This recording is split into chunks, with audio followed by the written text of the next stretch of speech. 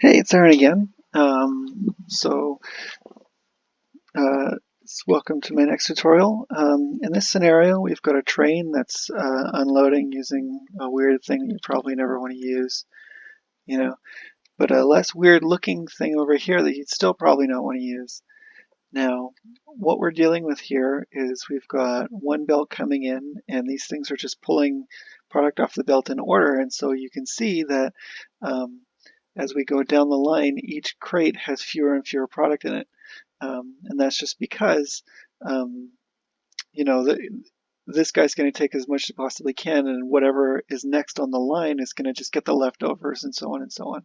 And so we've got a problem that's called belt balancing. Um, and the reason why that's a problem is if we take our train and we run it through here, we've got 6 inserters that are capable of feeding or loading a cart coming out on this side, but currently only 4 of them are working. Now we're down to 3 working, and that'll go down to 2, uh, and then eventually down to 1, just because the product inside all the crates is not balanced. So how we go to fix this is something that was actually taught to me in another YouTube video by a couple of guys, Mad Zuri and Exterminator. I think this was Zuri's idea, and you can even find it on the Factorio wiki, the official Factorio wiki, if you look up in the circuit cookbook. So what it does is takes a product, it it's a circuit condition that we're going to add that allows each inserter to see if its crate is below average, and only if it's below average will it continue to fill. That way the crates will actually get filled evenly, and when a train actually does come through and it goes to pull product out, we're going to be able to maximize throughput of that train. So let's get started. The first thing we're going to need to do is add in a combinator, and what we want to do is we want to store the total of all the product in all the crates. And so we'll do that by um, taking why don't we send this guy back over here for starters. We'll just turn him off. So I'm going to take my red wire and I'm going to connect all the crates together and put as the input, and then on the output of this I'm going to feed it into all the inserters using another red wire.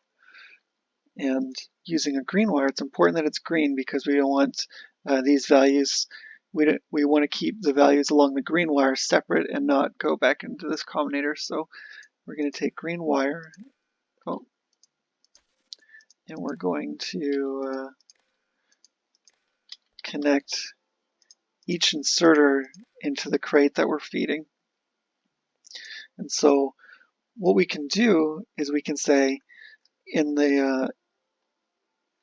if we can find a way to take the average of all the crates and compare it to the current value in each crate, what we should be able to do is, why don't we also let these guys keep going just for now.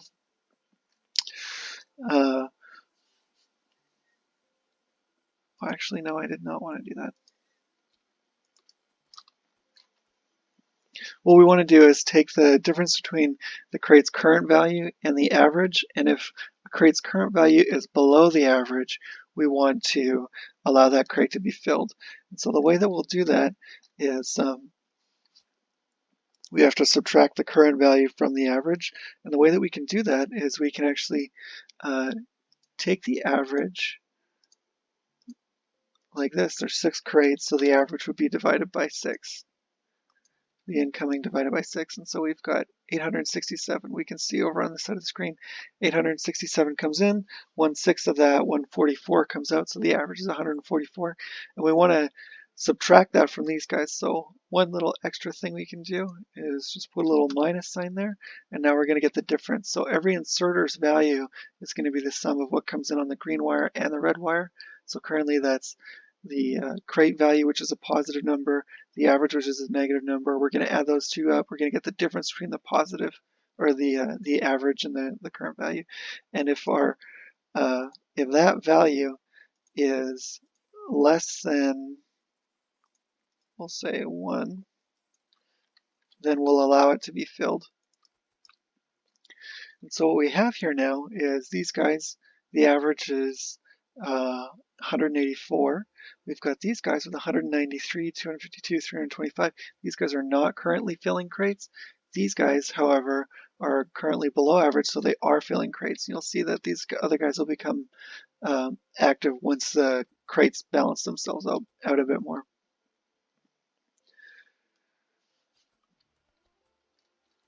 So we'll just take whatever's left over and let these crates finish getting loaded.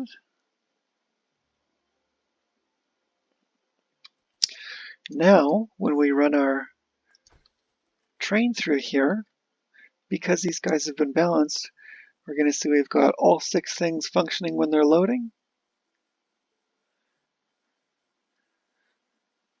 And just like magic, we'll be able to see they almost all stop at the same time.